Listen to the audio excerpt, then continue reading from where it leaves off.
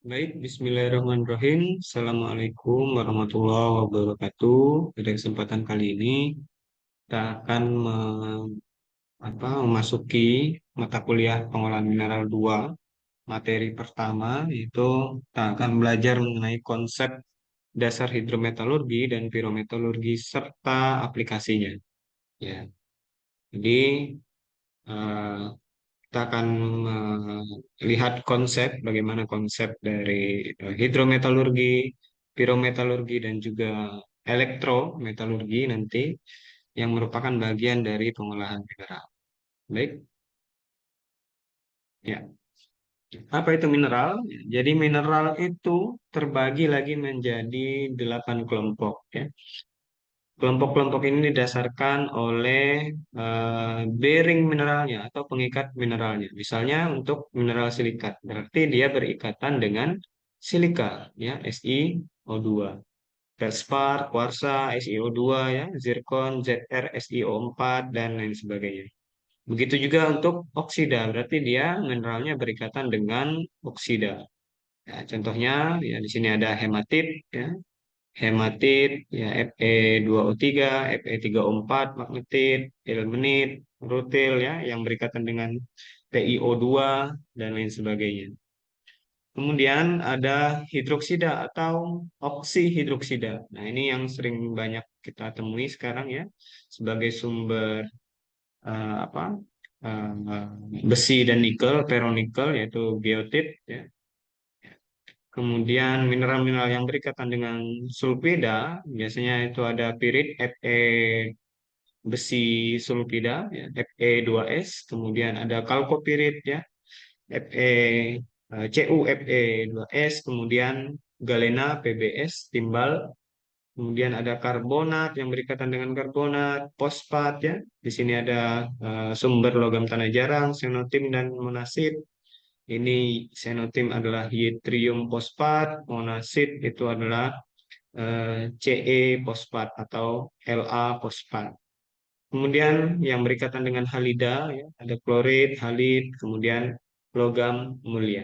Logam mulia ini dia biasanya tidak berikatan secara fisik ataupun kimia dengan dengan elemen lain. Ya, oleh karena itulah dia dikatakan logam mulia. Jadi dia berdiri sendiri. Begitu konsepnya. Oke, kita lihat ya seperti ini kuarsa, ya. SiO2 contohnya. Dia memiliki kristal seperti ini, ya, berwarna seperti pink, merah muda, ya, ada juga yang kehitam-hitaman, ya, smoky. Ya, kemudian ini hematit, jelas kalau hematit merupakan sumber besi, ya. Dia biasanya berwarna metal, metalik, ya. Kemudian memiliki struktur kristal seperti ini. Ya. Ini geotit, ya, oksihidroksida. Ya, jadi ini mineral-mineral yang akan kita pakai untuk praktikum nanti yang merupakan sumber besi dan juga nikel, ya, walaupun nikelnya hanya 1 sampai 2% yang berada di geotit. Kemudian kalkopiritnya ini biasa disebut dengan pulse gold atau emas palsu. Ya, jadi emas palsu itu dia kalkopirit itu dia bentuknya seperti emas, ya, eh, kuningan, ya. Kemudian memiliki ikatan dengan sulfida, ya, FeCu Fe2S. Jadi kalkopirit ini merupakan sumber Cu dan kalsit, ya, yang berikatan dengan eh, karbon. Dan ada monasit, sumber logam tanah jarang, ya. Ini adalah monasit Ce, berarti dia berikatan dengan Ce fosfat atau CePO4. Ya, monasit ini logam tanah jarang ini dia kalau kita lihat di tabel periodik itu ada di bagian lantanida, ya, lantanida yang dua baris paling bawah, yaitu kan ada baris lantanida dan ada baris actinida, ya. Jadi monasit ini merupakan sumber lantanida, lantanida fosfat, Ce fosfat, lantanum fosfat, ya, neodymium fosfat dan lain sebagainya. Kemudian ada chloride yang berikatan dengan klor. Ya, ini ada chloride, ya. Kemudian PGN atau platinum group of metal. PGM atau logam mulia ya. Sini bisa kita lihat emas ya. Emas ada yang bentuknya seperti ini dan memiliki kristal seperti daun ya atau jarum seperti ini ya. Dan juga ada silver ya, Ag, kemudian osmium dan lain sebagainya. Ya. Jadi itu tadi mineral. Jadi kalau kita definisikan lagi, mineral itu adalah sesuatu senyawa yang memiliki komposisi yang kurang lebih konstan. Dia tidak eh, turun naik komposisinya, tidak mudah berubah. Kemudian biasanya merupakan padatan dengan susunan ion dan molekul tiga dimensi yang teratur. Jadi memiliki struktur yang teratur, ya tidak amorf. Ya. Jadi kalau kita lihat struktur kristal dari sebuah mineral itu kan dia dibagi menjadi dua ya. Amorf, kemudian dia ada yang kristalin. Ya. Jadi bisa kita katakan sebuah mineral apabila struktur kristalnya itu teratur, ya. Tidak eh, berantakan atau tidak teratur seperti mineral-mineral yang amorf. Kemudian dibentuk oleh proses geologis alami. Nah, ini yang paling penting. Jadi mineral itu bukan buatan, hasil dari proses geologis alami. Kemudian bukan campuran dua atau lebih zat campuran. Kemudian kalau kita lihat lagi di Indonesia, sumber daya mineral di Indonesia itu sangat besar sekali. Kalau kita lihat di sini di sepanjang pantai, ya, pantai selatan itu, kemudian di Sumatera ini merupakan garis atau area lead miosin. Ya. Biasanya terdapat pasir besi. Ya. Pasir besi yang biasa kita lihat pada selatan Pulau Jawa yang yang pasir pantainya itu hitam ya. Kemudian ada garis yang berwarna hijau. Ini ada lead Cretaceous. Ini zona Cretaceous. Itu bisa kita lihat di sini ada yang berwarna merah. Ya. Yang berwarna merah itu biasanya dia berikatan dengan atau tempat area yang mengandung gold. Ya. Gold, ya, placer gold. Jadi gold itu ada yang ditambang seperti di Papua ya, ada juga yang merupakan dalam bentuk placer ya, ikutan endapan. Kalau yang di Papua itu kan dia merupakan tambang emas yang harus dibuka dengan open pit ya. Kemudian yang berwarna plus ya atau tanda tambah ini dia merupakan eh, sabuk timah atau tin belt. Jadi di sepanjang Kepulauan Riau, kemudian Bangka Belitung, dan sebagian Kalimantan Barat itu biasa ditemukan mineral timah SnO2. Ya. Kita lihat di sini tin itu yang berwarna ungu diamond. Ya. Di sini banyak ungu diamond. Kemudian ada juga monasit. Ya. Ya, uniknya, monasit ini hanya ditemukan atau sering ditemukan dengan keberadaan timah. Jadi dia berada pada satu jalur yang sama. Kemudian kalau kita lihat di Kalimantan, ya ini dia ada area yang berwarna kuning. Ini adalah Paleocene. Ya. Paleocene ini biasa diikuti dengan kalau kita lihat di sini ada placer gold, ya. Kemudian ada bauksit, ya, sumber bauksit. Kemudian ada juga di sini zinc, ya, sebagian kecil zinc. Kemudian yang biru ini adalah silver, ya, dan lain sebagainya. Ya. Kemudian kalau kita lihat, kita beralih ke Sulawesi ya. Sini ada yang sedikit unik. Di Sulawesi itu ada jalur seperti ini, yang membentuk seperti huruf V. Ya. Ini adalah nickel ultra basic belt atau jalur nikel. Kalau kita lihat dari Pomalaa, Sultra ya, sampai naik ke atas Sulteng ya, itu merupakan semuanya nikel ultra basic belt. yang mana di dalamnya kalau kita lihat di sini banyak terdapat kromit ya, dan juga ada tambang mineral besi ya, Fe2O3 ya, iron dan lain sebagainya. Ya, oleh karena itu kenapa di sini banyak sumber geotit, sumber hematit yang dapat ditambang memang sudah ekonomis. Itu background pengolahan mineral, kenapa kita harus mengolah mineral sebagai orang Indonesia, ya karena kita memiliki sumber daya yang jauh lebih melimpah dibandingkan dengan negara-negara lain. Kemudian,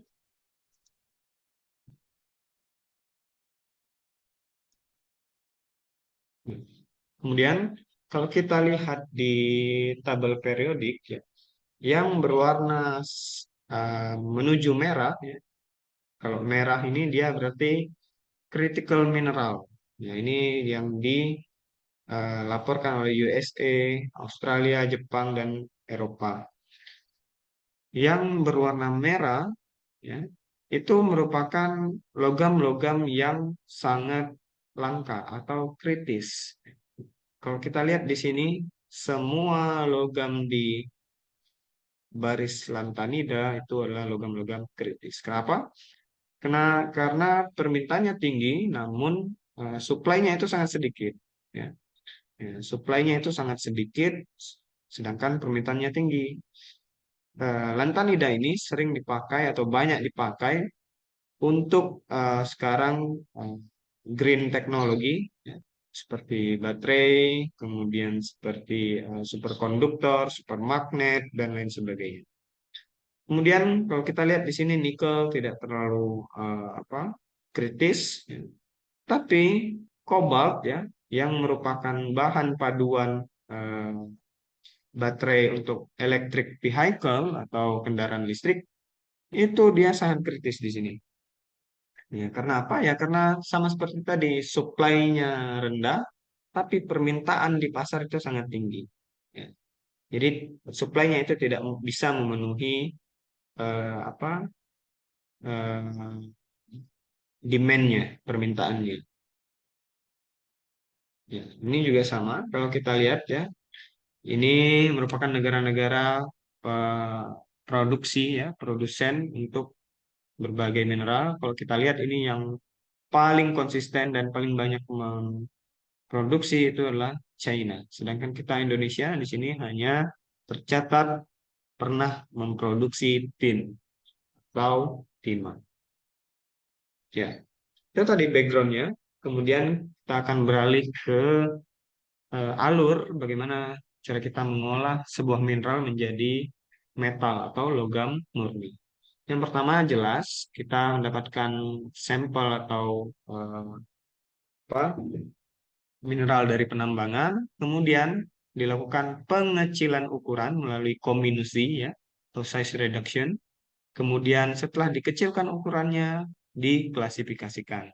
Diklasifikasikan berdasarkan apa? Ya, berdasarkan beda ukurannya karena di atas tadi kan dia belum dipisahkan walaupun ada yang sudah hancur eh, oleh kominusi, ada juga yang memiliki kekerasan yang lebih tinggi, yang sangat tinggi, dia tidak mudah hancur. Nah, itu kita klasifikasikan sehingga kita mendapatkan ukurannya yang sesuai. Apabila ukurannya sesuai, maka dilanjutkan ke separasi fisik. Jika tidak ada ukurannya yang tidak sesuai, mungkin lebih besar ya. Ya, yang lebih besar tadi akan diumpankan kembali ke proses pengecilan ukuran. Kemudian, apabila ukurannya sudah sesuai, maka akan dilakukan separasi fisik. Separasi fisik itu seperti apa? Ya, menggunakan graviti ya, perbedaan gravitasi. Di sini maksudnya gravitasi spesifik dari sebuah mineral ya. Kemudian perbedaan densitas, perbedaan apa? Sifat magnetisnya, sifat elektriknya, dan juga bisa sekarang menggunakan eh, dengan mengekspos perbedaan physicochemical dari sebuah mineral menggunakan flotasi ya. Jadi physicochemical seperti apa? Yaitu dengan merubah atau mengklasifikasikan sebuah mineral dengan perbedaan surface atau apa eh, sifat area permukaannya. Apakah dia hidrofobik atau hidrofilik ya. Kemudian kita akan dapatkan konsentrat mineral ya. Konsentrat mineral. Jadi dari penambangan sampai konsentrat mineral ini sudah kita bahas dalam pengolahan mineral satu. Sekarang di pengolahan mineral 2 yang akan kita bahas adalah dari konsentrat mineral hingga ke logam murni. Jadi dari konsentrat tadi kita harus karakterisasi terlebih dahulu atau kita harus tentukan, kita harus nilai terlebih dahulu bahwa konsentrasi untuk mineral tertentu itu konsentrasinya tinggi atau tidak. Jika iya, jika tinggi misalnya Fe dalam konsentrat Fe2O3 itu kan sekitar 70% ya, termasuk tinggi, maka yang harus kita lakukan untuk memperoleh Fe ya, memperoleh besi yang ini itu kita lakukan dengan proses atau rute pirometalurgi yang mana di dalamnya ada proses reduksi, kalsinasi ya, smelting untuk mendapatkan metal atau logam yang murni. Apabila tidak, ya, contoh kasusnya adalah nikel pada mineral geotit misalnya. Nikel pada mineral geotit itu pada konsentratnya itu hanya berkisar 1,7% konsentrasinya. Maka apa yang kita harus lakukan untuk mendapatkan nikel murni? Maka kita akan melakukan dengan proses hidrometalurgi. Ya. Nah, di hidrometalurgi ini ada apa saja? Ada leaching, ya, pelarutan pada cair, presipitasi atau pengendapan, kemudian ada elektro refining untuk mendapatkan logam murni. Ya, ini ya sama seperti tadi ya. Ya. Kemudian apa itu hidrometalurgi ya? Ya, ini kan kita bahas sekilas saja. Nanti akan ada pertemuan khusus untuk membahas setiap poin atau setiap teknik dari hidrometalurgi. Yang pertama ada leaching ya, pelarutan padat cair ya. Misalnya di sini ada mineral ZNO, zinc oksida berbentuk solid dilarutkan dengan asam sulfat, maka dia akan terjadi reaksi antara zinc oksida dan asam sulfat membentuk larutan produk baru yang bernama zinc sulfat dan H2O. Itu contohnya. Kemudian ya, seperti ini prosesnya. Ya. Jadi tidak semua dalam mineral itu bisa kita larutkan. Contohnya di sini ada matriks atau mineral Cu2S yang tidak terlarut. Ya. Kemudian eh, pelarutnya di sini dipakai asam sulfat. Kemudian pengendapan. Ya. Pengendapan ini eh, terdiri lagi ada beberapa empat proses utama ya. Kita bisa presipitasi hidroksida dan oksida ya. Sulfida dari larutan aqueous, kemudian presipitasi logam menggunakan garam dan sementasi.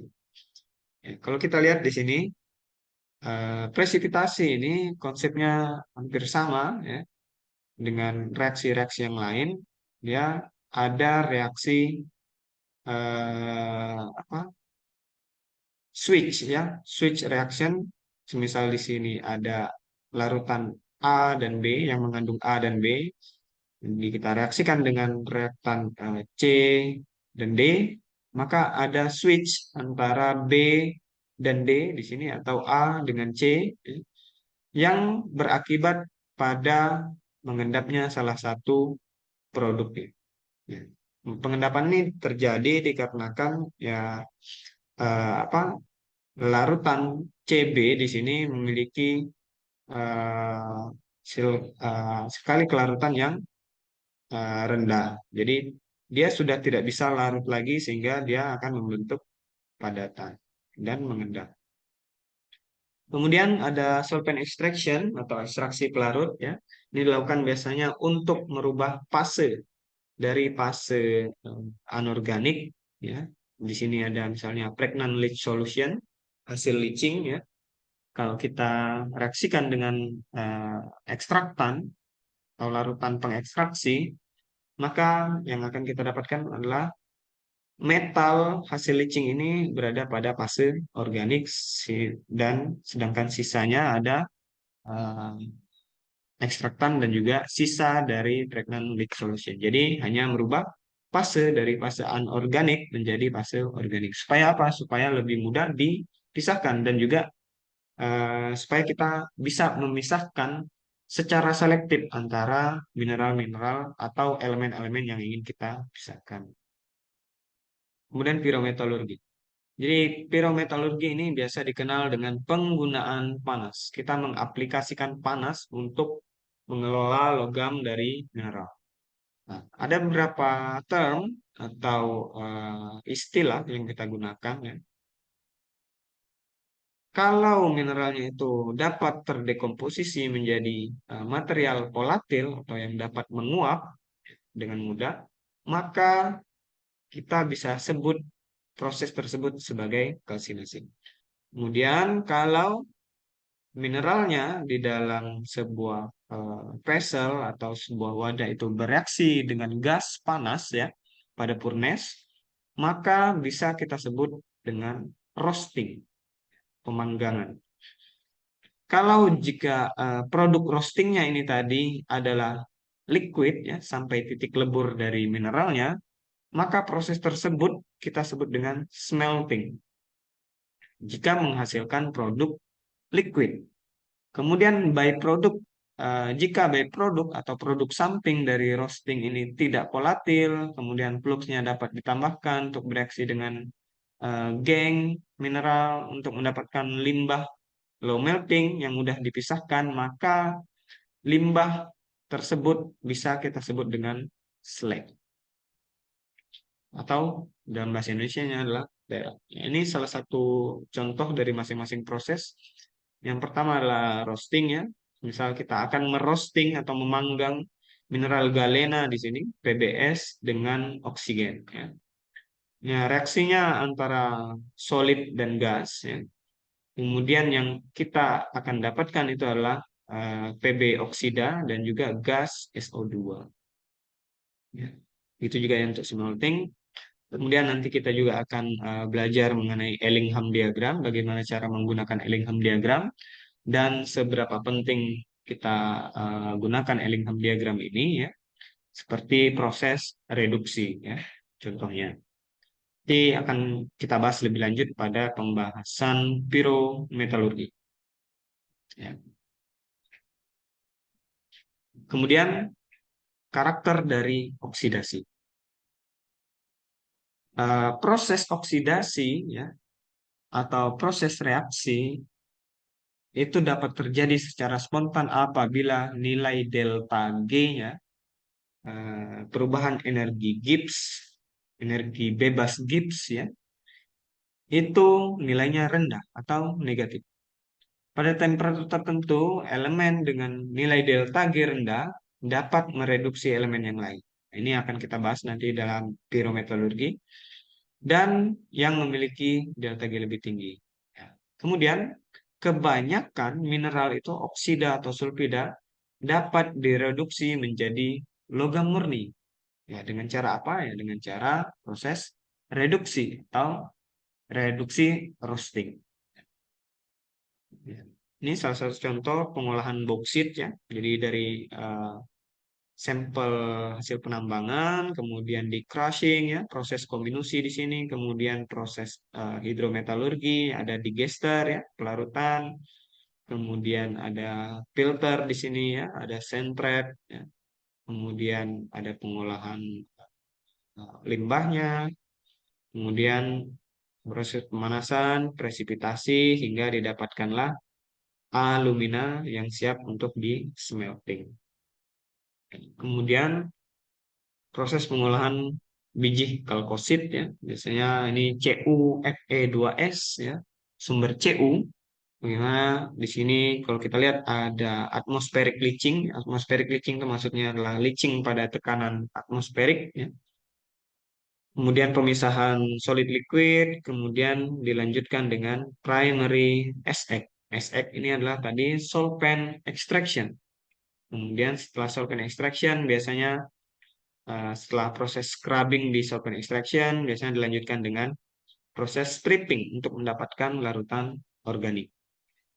Kemudian di electrowinning, ya, dan maka kita akan dapatkan di katodanya proses electrowinning itu adalah copper atau Cu.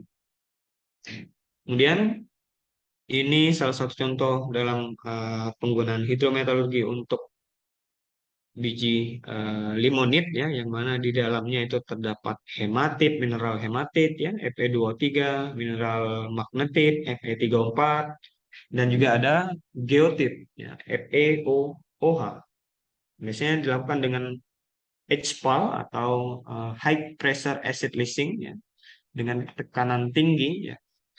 Kemudian dilanjutkan lagi dengan biasanya kalau dia sudah HPAL, ini biasanya dia langsung dilakukan pengendapan atau counter current dekantasi, ya, CCD, atau bisa juga dikombinasikan dengan biji saprolit yang memiliki nilai konsentrasi nikel yang lebih tinggi.